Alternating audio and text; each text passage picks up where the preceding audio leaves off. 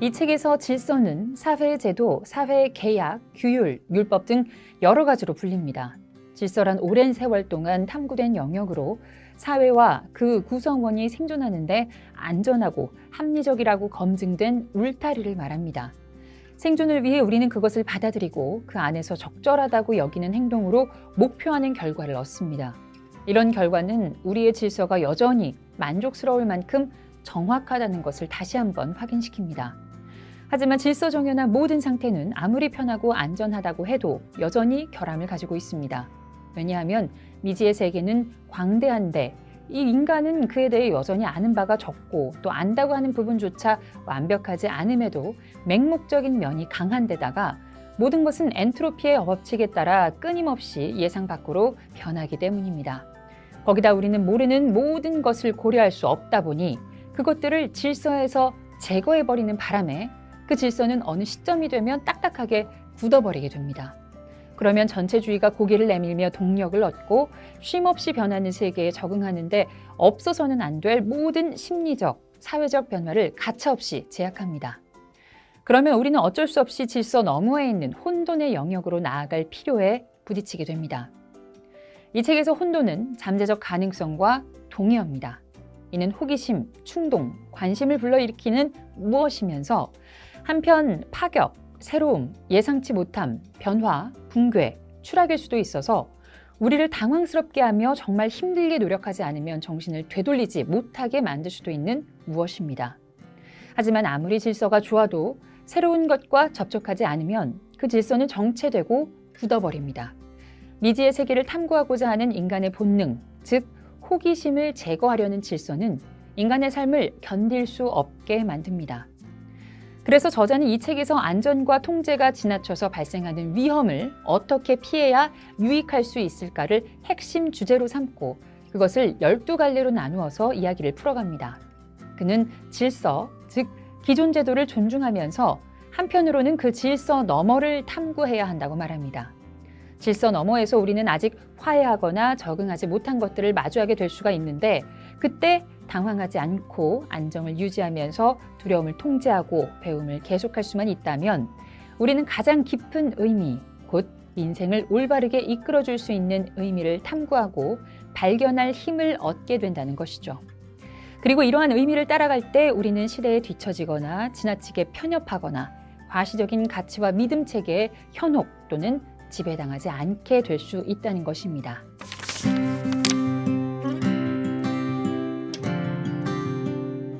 많은 사람들이 2020년대를 혼돈의 시대라고 우려하고 있습니다. 혼돈이 우려된다는 것은 기존의 질서들이 흔들리거나 와해되고 있는 중이라는 말이죠. 약 30년쯤 전 성수대교 붕괴, 삼풍백화점 붕괴를 떠올려 보겠습니다. 성수대교라는 질서, 삼풍백화점이라는 질서가 어느 순간 무너지자 그곳은 아수라장이 되었습니다. 이렇게 질서가 흔들리고 무너지면 혼돈이 옵니다. 그렇다면 우리는 혼돈을 두려워만 해야 할까요? 그렇지 않습니다. 기존의 질서만이 이 세계의 전부가 아니니만큼 때로는 아직 알지 못하는 미지의 세계, 질서 안으로 들어오지 않고 있는 가능성과 얼굴을 마주하려는 용기를 낼 필요가 있습니다.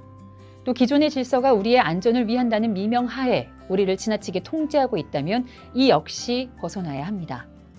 그래서 저자는 질서 너머에 있는 튀어나오면 우리를 혼돈에 빠지게도 할 수 있는 그 현실에 대비하기 위한 12가지 법칙을 제시합니다. 법칙 1.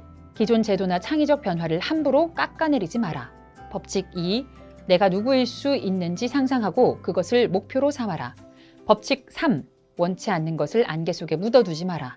법칙 4. 남들이 책임을 방치한 곳에 기회가 숨어 있음을 인식하라. 법칙 5. 하고 싶지 않은 것을 하지 마라. 법칙 6. 이데올로기를 버려라. 법칙 7. 최소한 한 가지 일에 최대한 파고들고 그 결과를 지켜보라. 법칙 8. 방 하나를 할 수 있는 한 아름답게 꾸며보라. 법칙 9.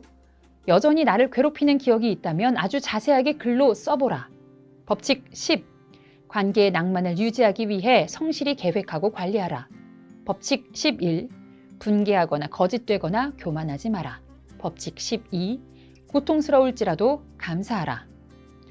그런데 누군가 12가지 법칙을 실천하겠다고 결심했다면 그중에 법칙 1, 법칙 2, 그리고 법칙 12를 우선순위에 두면 좋을 것 같습니다.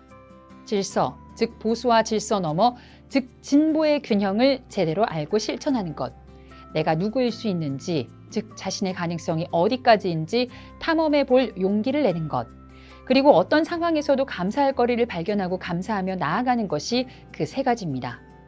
이 3가지가 몸에 배고 삶의 근력이 된다면 나머지는 마주하는 상황에 따라 충분히 실천할 수 있는 법칙이라고 봅니다. 책을 읽어보시면 아마 동의가 되실 겁니다.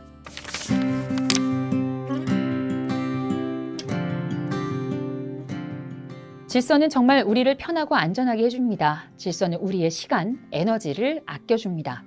조국이라는 질서가 붕괴되면 그 국민들은 불편해지고 위험해집니다. 시간과 에너지를 생산적인 데 쓸 수 없게 됩니다. 자신이 내전이 일어난 조국을 등지고 금방 뒤집힐 듯한 배 위에서 망망대해를 떠도는 난민이 되었다고 상상해보면 국가라는 질서가 얼마나 고마운지 알게 될 것입니다. 그런데 이런 질서는 거저 생긴 게 아닙니다. 누군가 아주 오랜 시간 속에서 구축해온 것입니다. 그래서 우리는 우리가 누리는 질서를 함부로 폄하하거나 비아냥거리면 안 되는 겁니다. 오히려 그 질서 아래서 제대로 그것을 이해하려 노력해야 합니다. 마치 악기를 연주하는 사람이 연주에 필요한 악보와 주법을 완벽히 숙지해야 하는 것과 비슷합니다.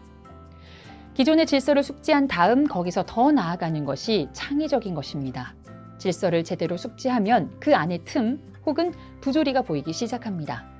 어떤 질서든 완벽할 수 없기 때문이죠. 그러면 그 틈 혹은 부조리를 메우고 타개할 새로운 것을 탐구하고 싶어집니다. 사실 현재 우리가 누리는 질서도 길게는 수천 년, 수백 년, 또 짧게는 수십 년 동안 창의적인 사람들에 의해 꾸준히 업그레이드 되어 온 것입니다.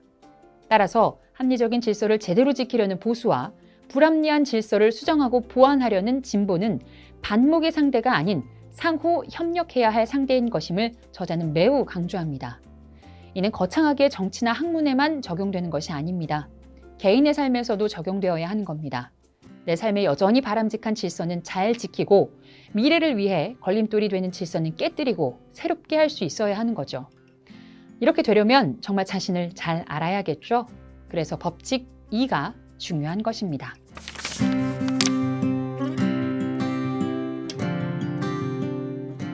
내가 누구인지 정말 아는 사람은 그리 많지 않은 것 같습니다. 아는 것은 고사하고 이해하는 것도 쉽지가 않습니다.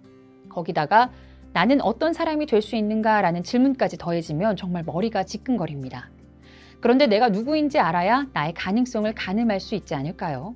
다시 말해 나를 아는 것이 나의 가능성을 아는 것보다 우선이라는 말입니다. 그럼 인간은 나를 어떻게 알게 될까요? 인간은 절대 혼자 살 수 없는 존재입니다. 그래서 태어나면서부터 우리는 본능적으로 주변을 모방하며 그 주변의 구성원이 되기 위해서 나를 만들어갑니다. 엄마와 아빠는 아이의 영웅이 되고 아이는 그 영웅을 따라하며 자기를 만들어가는 것이죠.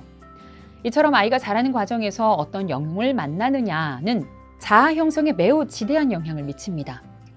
이런 성장 과정의 법칙을 볼 때 유전적으로 나란 존재가 특정되는 면이 있지만 인간은 사회적 존재이므로 이 유전적 요소조차도 내가 만나는 영웅들에 의해 영향을 받게 됩니다.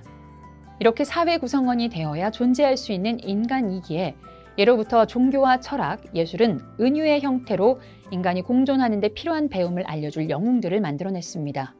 저자는 이에 대해 성경과 여러 가지 신화, 소설 해리포터 등을 통해 이야기를 풀어갑니다. 그런가 하면 소크라테스는 모든 배움은 일종의 기억해내기라고 믿었습니다. 본질상 불멸하는 영혼은 아기로 태어나기 전에 모든 걸 알고 있었지만 태어나는 순간 다 잊어버리므로 삶의 경험을 통해 기억을 되살려야 한다고 했지요. 영어의 education의 어원은 뭔가를 끌어내다란 라틴어 educo입니다. 다시 말해 교육은 학습자에게 뭔가를 주입시키는 게 아니라 학습자 내부의 뭔가를 끌어내는 작업이란 말이죠. 이미 있는 무엇을 학습자로 하여금 발견하게 하는 것이 교육이며 그것이 배움이라는 말입니다.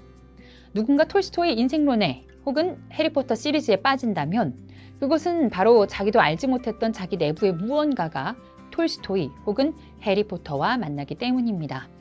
주변 영웅을 따라하며 혹은 자기 내부에 이미 있는 무엇을 외부의 자극에 의해 끌어내며 자신의 가능성을 가꾸는 인간은 더 나아가 새로운 것을 배울 줄 아는 존재입니다.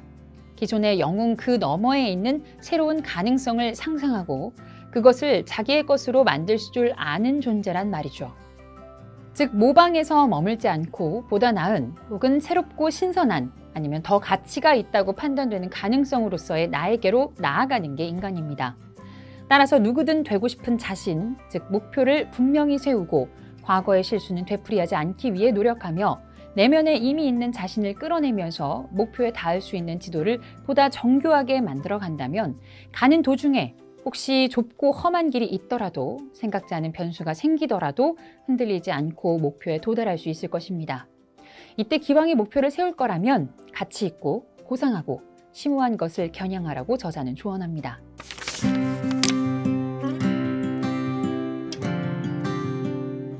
질서를 지키든 질서를 새롭게 하든 자신의 가능성을 상상하고 그것을 향해 나아가든 가장 중요한 것은 그 모든 것의 바탕에는 바른 도덕적 준거가 필요합니다.